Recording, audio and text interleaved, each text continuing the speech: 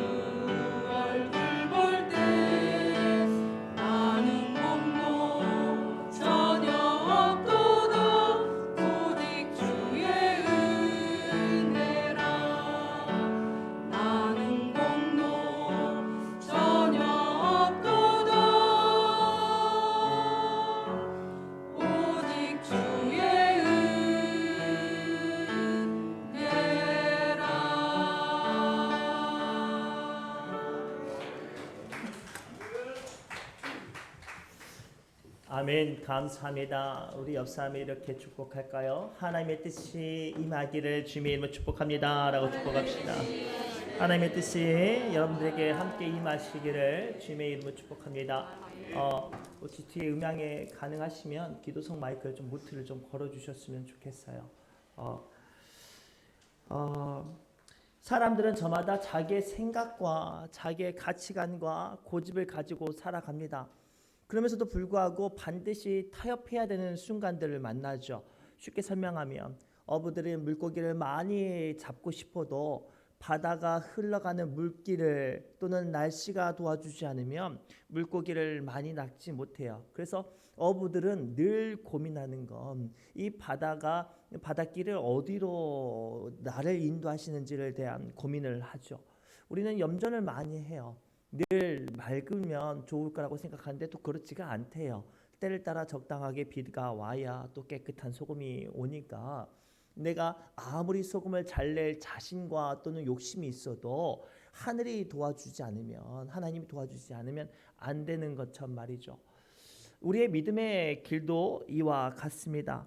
우리는 저마다 자기의 어떤 삶에 따라서 믿음을 가지고 기도를 하고 소망을 갖고 있습니다. 그러나 중요한 건 그 걸음마다 내 믿음이 나를 복으로, 은혜로, 더 나아가 응답으로 이끄시기 위해서 필요한 건 무엇인고 하면 나를 향한 하나님의 뜻을 알아야 한다는 거예요. 그런데 어떻게 해야 하나님의 뜻을 알 수 있을까요? 열심히 기도하면 될까요? 열심히 성경 말씀을 보면 될까요? 오늘 본문의 말씀을 보면 이렇게 말씀을 하십니다. 우리 다시 한번 읽어볼까요? 시작. 너희는 이 세대를 본받지 말고 오직 마음을 새롭게 함으로 변화를 받아 하나님의 선하시고 기뻐하시고 온전하신 뜻이 무엇인지 분별하도록 하라. 아멘. 오늘 말씀 통해서 하나님은 우리에게 먼저 이 세대를 본받지 말고 마음을 새롭게 하여서 더 나아가 변화를 받아야 볼 수 있는 것이 하나님의 뜻인데 그 뜻이 크게 세 가지로 오늘 우리에게 말씀하고 계세요. 사랑하는 성도 여러분, 오늘 말씀을 통해 그렇다면 우리가 어떻게 해야 하나님의 뜻을 잘 분별할 수 있는지 그 기준을 오늘 말씀을 통해서 잘 살펴보기를 원합니다. 오늘 말씀 통해서 주님은 첫째로 하나님의 뜻은 선해야 한다고 말씀하십니다. 고로 수많은 갈림길 가운데 선한 길, 의로운 길 그것들을 찾아야 할 줄 믿습니다. 우리 2절 말씀 다시 한번 읽겠습니다. 시작. 너희는 이 세대를 본받지 말고 오직 마음을 새롭게 함으로 변화를 받아 하나님의 선하시고, 자, 먼저 언급한 건 하나님의 뜻은 선하시다는 사실에 집중해야 돼요. 우리 믿음의 사람들은 어떤 것이 하나님의 뜻인지 어떤 것이 하나님의 뜻이 아닌지를 분별하기 위한 가장 중요한 기준은 선하다라는 거예요. 오늘날 상당수의 많은 사람들이 나는 법 없이도 살 수 있어 라고 말하면서 자기의 삶을 열심히 살아내면 된다고 생각을 해요. 또는 가정에 충실하거나 도덕을 잘 지키면 세상 사람들 앞에 성공하고 좋은 인생을 살 수 있다고 생각을 합니다. 그러나 이러한 관점이 세계 2차 대전 때 일어난 한 사건으로 인하여서 이게 완전히 와해가 돼요. 세계 2차 대전 때 독일은 수만 명의 유대인들을 아우슈비츠 그 수용소에서 가스실에 넣어서 학살했어요. 심지어는 사람 죽인 기름으로 비누도 만들어내고요. 말도 안 되는 이 잔혹한 일을 했습니다. 그런데 그 가운데 전법자로 잡혀온 인물이 있는데 이 인물은 아돌프 아이히만이라는 인물이에요. 이 사람이 하는 일이 무슨 일인고 했더니 유대인들이 각처에서 잡혀오면 이 유대인들을 죽이는 수용소에 보내는 열차에 태우는 일을 했어요.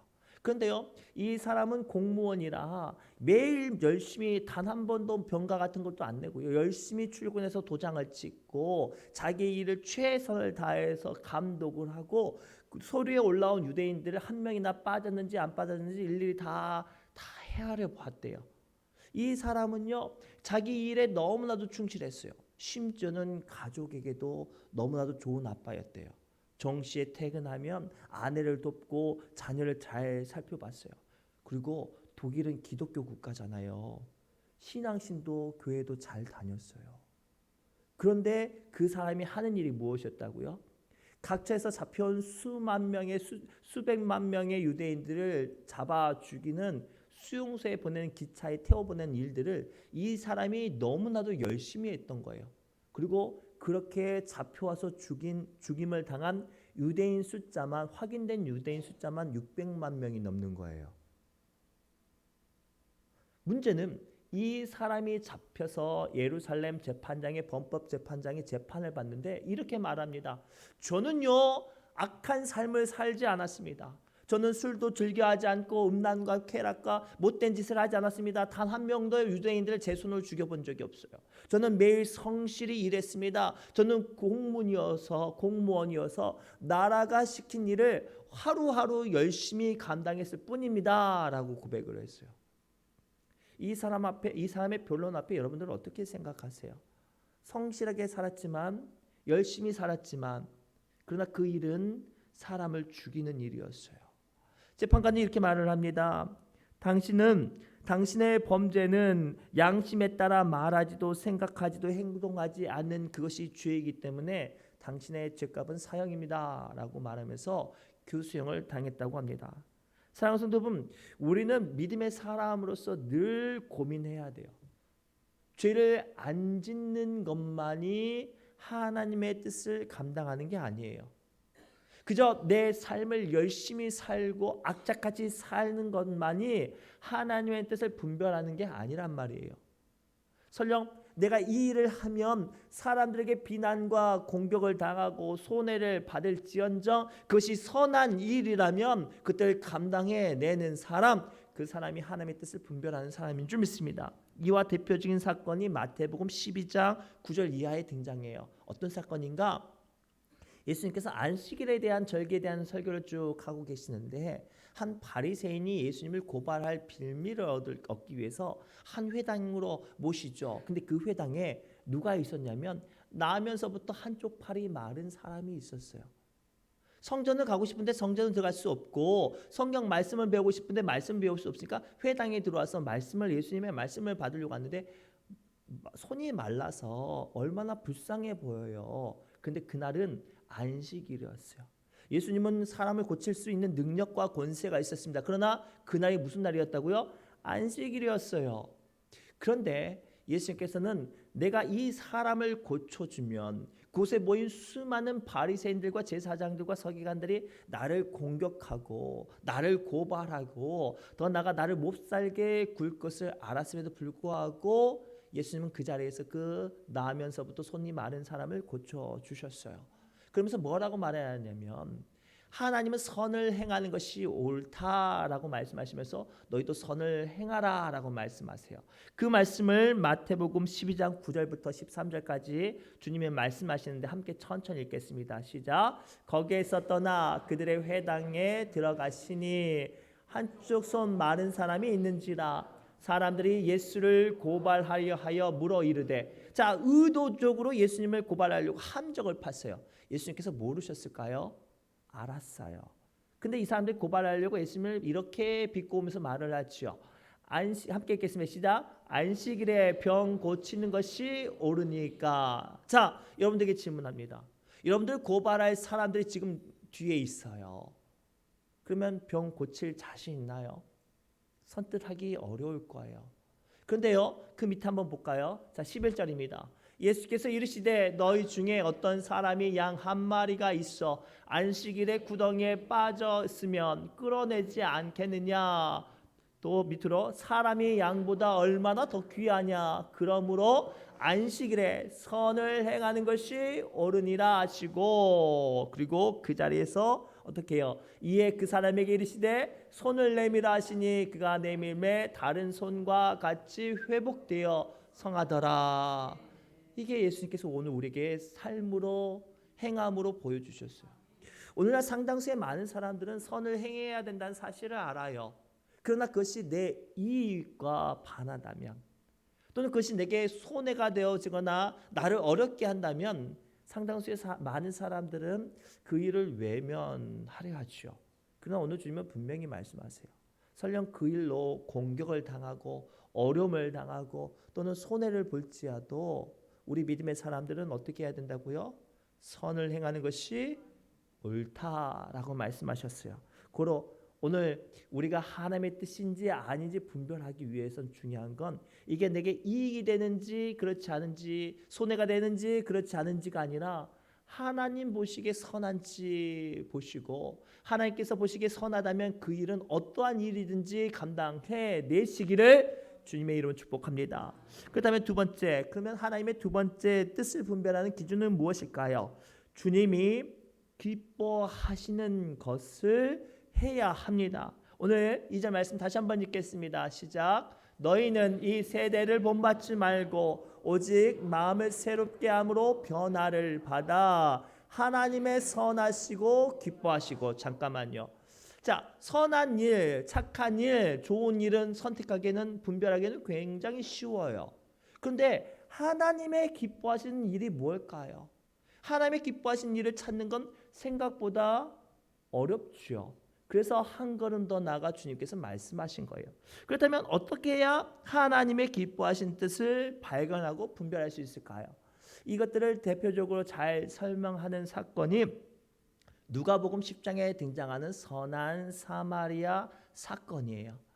예수님께서 비유로 말씀하셔요. 한 사람이 여리고성에 내려가다가 강도를 만났는데 흠씬 두들겨 맞아서 거진 죽게 되었더라 라고 먼저 말씀하셨어요. 강도를 만났어요. 가진 것이 다 빼앗기고 온몸에 옷이 다 벗겨지고 버려졌어요. 그 뜨거운 동네, 뜨거운 나라, 뜨거운 국가에 버려졌습니다. 사람을 잡아먹는 짐승도 있었고 더 나아가 독충도 있었어요. 그 버려진 사람이 있었는데 그 사람 바로 옆에 제사장이 지나가요. 제사장이 하는 일이 무엇입니까? 성전에서 예배를 집례하는 거예요. 하나님의 말씀을 전하는 일을 하는 사람입니다. 그런데 안타깝게도 이 제사장은 거진 죽어가는 사람을 외면하고 지나갔어요. 우리는 이 사건만 보면 제사장을 오해하고 막 분노하죠. 근데 제사장 입장도 한번 들어봐야 되지 않겠습니까? 제사장 하는 일이 뭐라고요? 예배를 집례하는 일이었어요. 그러면 제사장이 없으면 예배가, 제사가 시작될 수 있을까요? 만약에 우리가 주일 예배인데 제가 11시 예배인데 10시 55분이 됐는데도 안 나타나면 어떨까요? 뭐 장로님들이 벌써부터 막 왔다 갔다 하고 막 권사님들이 전화하고 막 사모님 찾겠죠. 그런데 그와 같은 거예요. 율법상 시체를 만지는 것은 부정하다라고 해서 이 부정한 것을 만지면 최소 일주일 동안은 하나님 앞에 나올 수 없는 거예요. 예배를 집례할 수 없게 돼 있어요. 그래서 제사장은 죽어가는 사람이 안타깝겠지만, 안타깝고 서글프고 마음이 쓰이지만 자기를 기다리는 예배하는 사람, 예배를 기다리는 사람, 제사를 기다리는 사람 때문에 외면하고 지나갔어요. 제사장 입장으로는 이 죽어가는 생명보다 예배가 더 소중하다고 생각해서 그렇게 지나갔단 말이에요. 그리고 또 이어서 또 한 사람이 등장을 하죠. 레위인이에요. 자, 레위인이 하는 일들은 제사장과 비슷하지만 제사장만큼 중요한 일이에요. 제사를 돕는 일을 해요. 성전 기물을 준비하고 짐승을 준비하고 제사장이 하는 일들을 옆에서 돕죠. 우리 성가대가 하는 일들 같이, 예배위원들이 하는 일과 같이, 그리고 헌금 봉헌위원이 하는 일과 같이 레위인이 없으면 그 또한 예배를, 제사를 드릴 수가 없어요. 그래서 레위인은 이 하나님께 드려진 예배가 온전해질 수 있도록 예배에 열심히 하기 위해서 달려간 거예요. 죽어가는 사람을 만났네요. 물론 마음이 아프고 걱정이 됐겠죠. 그러나 레위인 입장으로는 뭐가 먼저였어요? 그렇죠. 예배를 먼저 드리는 것이 먼저라고 생각을 했어요. 그런데 우리가 정답을 알듯이 예수님께서는 그것을 하나님이 기뻐하시지 않는 것이라고 말씀하시죠. 그렇다면 예수님께서 말씀하시는 진정한 기뻐하셨던 것이 뭐예요? 자, 그 다음에 지나가는 사람은 사마리아 사람이 지나가요. 이때 사마리아 사람들과 유대인들은 원수였어요. 아주 서로를 증오하고 가증히 여겼던 그런 불편했던 관계였는데 이 사마리아 사람들이 지나가는데 한 사람이 쓰러져 있는 거 보고 아마 바라봤을 때 유대인 티가 났겠죠. 그런데도 불구하고 자기가 가서 상처를 싸매주고 물도 마셔주고 그리고 자기 나귀에 태워서 영화까지 맡겨가지고 일을 끝내지 않았죠. 어떻게 말을 하죠? 내가 지금 장사하려고 타지에 가는데 이 사람 정신 차리고 온전해질 수 있도록 끝까지 돌보아 주십시오. 들어가는 모든 비용은 내가 감당하겠습니다 라고 가요. 그러면서 예수께서 말씀하시죠. 어떠한 사람이 너의 이웃이겠느냐라고 말하면서 예수님이 찾은 사람, 하나님이 기뻐하시는 사람이 무엇인지를 오늘 우리에게 간접적으로 말씀하세요. 사랑하는 성도 여러분, 오늘 우리 믿음의 사람들이 고민해야 될 두 번째 화두가 이거예요. 예배 열심히 드리는 것도 참 중요합니다. 교회 일들이 되어지게 하는 것도 또한 중요해요. 더 나아가 크고 작은 사명도 감당하는 것이 또한 아주 하나님께서 기뻐하시는 일입니다. 그러나 더 기뻐하시는 것은 영혼을 사랑하는 거예요. 무너져가는 영혼, 위로가 필요한 영혼, 더 나아가 하나님의 마음과 눈길이 머무는 그곳에 내가 나아가는 것, 그것이 하나님께서 기뻐하시는 일인 줄 믿습니다. 사랑하는 성도 여러분, 오늘 우리 예수님은 그러한 삶을 살아셨어요. 3년의 공생애 동안 예수님께 수많은 병자들과 수많은 귀신 들린 사람들과 수많은 삶의 문제가 있었던 사람들이 왜 예수님께 나왔는 줄 아세요? 다른 세상은 그들의 문제를 살펴보지 않아서 그래요. 오늘 우리는 이 화두를 우리 교회가 붙잡아야 돼요. 오늘날 우리 교회가 부흥하고 또 우리 안에서 즐겁고 신난다고 또 은혜가 된다고 고백하는데도 불구하고 왜 아직도 많은 사람들은 우리 교회 안에 들어오지 못하고 함께 은혜를 나눌 생각을 못할까요? 고민을 좀 해보셨으면 좋겠어요. 예수님은 그들을 돌보시고 그들의 모든 것들을 품어주시고 더 나아가 하나님의 기뻐하신 것들을 먼저 반응해 내셨어요. 그래서 요한복음 8장 29절에 예수님은 이렇게 고백을 하십니다. 함께 읽겠습니다. 시작. 나를 보내시는 이가 나와 함께 하시도다. 나는 항상 그가 기뻐하는 일을 나를 아멘. 사랑하는 성도 여러분, 오늘 말씀을 제가 이 말씀을 설교를 준비하던 중에 깊이 묵상하던 중에 받았던 감동은 그거예요. 나도 목사인데 내가 원하는 일들을 감당해내는 것이 아니라 하나님께서 기뻐하시는 일들을 해야 하나님께서 은혜를 주시고 권세를 주시고 함께 하시는구나. 사실 제가 부흥 집회를 하기 전에 제가 한 오랫동안 우리 교회를 목회하면서 좀 숙제처럼 가지고 있었던 문제가 있었어요. 하나님께서 우리 여전도회관도 세우고 사택도 세우고 여러 가지 땅 부지도 정리가 되어지게 하고 우리의 필요한 것들을 다 이렇게 해결해 주셨는데 제가 마음속에 있었던 문제가 자꾸만 잘 안 되는 거예요. 그런데 말씀을 듣던 중에 봉집회를 말씀 듣던 중에 하나님의 뜻을 분별하라라고 말씀이 정말로 하나님의 음성처럼 들려서 그날 저녁에 혼자 사무실에서 깊이 기도하던 중에 분별이 되어지는 거예요. 하나님께서 우리 교회를 회복하시고 또 우리 교회 안에 수많은 영혼들을 위로하시고 또 수십 년 동안 바라고 원하고 기다리던 여전도회관과 사택 건축은 하나님께서 기다리셨던 뜻이니 순탄하게 되어졌어요. 그렇죠? 그런데 다른 일들이 자꾸만 안 되고 더 나아가 어렵다면 그건 하나님의 뜻이에요? 내 욕심이에요? 그렇죠. 제 욕심이었다는 사실을 발견하게 됐어요. 그래서 그것을 좀 내려놓을 수 있었어요. 오늘 우리에게 이러한 작업이 좀 필요했으면 좋겠어요. 우리는 저마다 믿음이라는 명목하에 하나님께 기도로 강요를 하죠. 하나님 이거 들어주세요. 하나님 이거 안 들어주시면 하나님 안 계시는 거예요.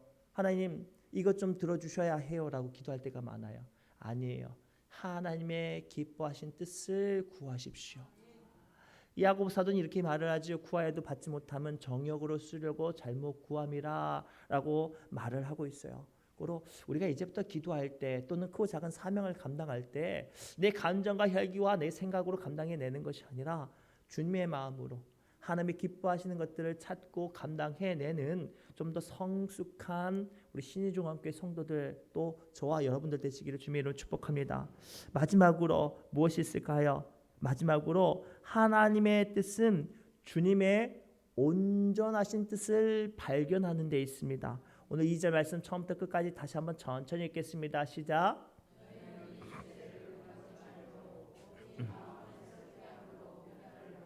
하나님의 선하시고 기뻐하시고 온전하신 뜻이 무엇인지 분별하도록 하라. 아멘.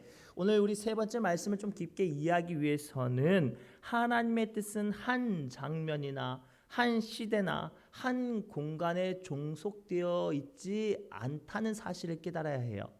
창세기를 보면 아담과 하와가 범죄하고 나서 하나님께서는 짐승을 잡아 죽이시고 쫓겨나가는 아담과 하와에게 가죽옷을 지어 입히심으로 말미암아 그들 향한 구원의 마음 계획을 선포하셨고, 그것들을 그 즉시 이루어내신 게 아니라 예수님 세대까지 수많은 선지자들과 예언자들과 사사들과 왕들을 통해서 하나님의 계획하심을 쭉 준비하시고 마침내 예수 그리스도로 말미암아 구원을 이루어내셨어요. 이 구원이 오늘 우리에게도 동일하게 적용이 되어서 주님이 오시는 그날까지 하나님의 뜻이 우리를 이끌어가고 인도해 내가고 계신 줄 믿습니다. 그렇다면 우리는 하나님의 온전하신 뜻은 그 장면과 그 시간과 공간이 종속되지 않는다는 사실을 이제는 깨달았죠. 그렇다면 어떻게 해야 될까요? 자, 하나님의 뜻을 발견하기 위해선 이 모든 상황의 전반적인 것들을 아우를 수 있는 하나님의 이끄심을 깊이 묵상해야 돼요. 자, 쉽게 설명하면 하나님께서 이스라엘 백성들을 가나안 땅에 인도해 내실 때 어디를 지나가게 하셨어요? 광야를 지나가게 하셨어요. 그리고 그곳에서 무려 40년의 시간을 견디게 하셨습니다. 그런데요, 하나님께서 그 광야의 시간 40년 동안에 이스라엘 백성들을 머물게 하신 이유는 신명기 2장 3절의 말씀, 신명기 8장 2절에서 3절 말씀을 통해서 뭐라고 말씀하시냐면 이렇게 말씀하세요. 함께 읽겠습니다. 시작. 내 하나님 여호와께서 이 40년 동안에 내게 광야 길을 걷게 하신 것을 기억하라. 이는 너를 낮추시며 너를 시험하사 내 마음이 어떠한지 그 명령을 지키는지 지키지 않는지 알려 하심이라. 너를 낮추시며 너를 줄이게 하시며 또 너도 알지 못하며 내 조상들도 알지 못하던 만나를 내게 먹이신 것은 사람이 떡으로만 사는 것이 아니요 여호와의 입에서 나오는 모든 말씀으로 사는 줄을 내가 알게 하려 하심이라. 아멘. 이것이 하나님의 온전하신 뜻이었어요. 그런데 안타깝게도 광야 시간을 보내는 이스라엘 백성들은 뭐만 생각해요? 광야 버틸 생각만 해요. 버티고 견디고 버티고 견디고 오늘도 버티고 견디고 내일도 버티고 견디고. 이 말이 버티고 견디고도 1년이면 그래 1년. 남자들도요. 군대 시간이 많이 줄어들었지만 아마 5년 하라고 하면 막 탈영하는 사람 나올 거예요. 그래서 이스라엘 백성들이 뭐를 해요? 원망과 불평을 해요. 그들은 그 광야의 시간 동안 하나님의 온전하신 뜻이 무엇인지를 고민해보지 않았어요. 조금도 고민하지 않고 그저 그날 순간순간 닥치는 환난과 고난과 아픔과 문제를 어떻게든 해결하고 어떻게든 외면하고 어떻게든 치우는 데 급급했단 말이에요. 버티고 견디고 버티고 견디고. 얼마나 어리석어요. 얼마나 답답해요. 바로 옆에 누가 계시는데? 하나님이 계시는데. 신명기 8장 2절에서 3절 말씀 통해서 주님은 분명히 말씀하세요. 이 광야의 길을 걷게 하신 것은 너를 낮추시며 한 사람이 떡으로만 사는 것이 아니라 하나님의 말씀으로 사는 줄을 너희로 알게 하려 함이라. 야, 어려울 때는 그 말씀 찾아라. 그 말씀 물어라. 그 하나님 말씀 주시고 생명의 말씀 주시는 하나님을 찾으라. 찾는 훈련 시켜주려고, 하나님 부르는 훈련 시켜주려고 광야에 집어넣었더니 이 어리석은 것들이 하나님 부를 생각은 안 하고 뭐해요? 악착같이 버티고 견디고 버티고. 더 안타까운 건 우리 교회도 이런 분들이 있어요. 하나님께서 기도하라고, 하나님께서 나오라고, 하나님께 눈물로 주님을 의지하라고, 이 광야의 시간 가운데 하나님의 뜻이 무엇인지를 물어보라고 지금 광야 한가운데 서 있는데 뭐하고 있어요?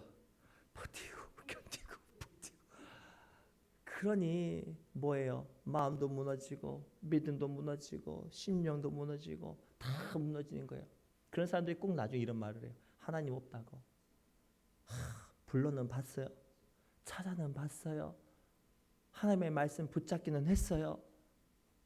오늘 주님께서 하나님의 뜻을 분별하기 위해서 가장 중요한 세 번째는 무엇인가 하냐면 하나님의 온전하신 뜻을 발견하라라고 말씀하세요. 우리가 가끔 가다가 퍼즐을 하다 보면요, 아주 중요한 거예요. 아주 빈틈에 어떤 공간을 채우는 것이 퍼즐인데요. 중요한 건 조금이라도 모양이 틀리면 그 안에 들어가요, 안 들어가요? 안 들어가요. 그러면 그림이 완성이 돼야 안 돼요? 안 돼요. 기억하세요.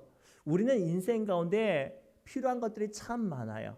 가정도 필요하고 배우자도 필요하고 자식도 필요하고 직장도 필요하지만 기억하세요. 하나님으로만 채워질 수 있는 공간이 존재한다는 사실이에요.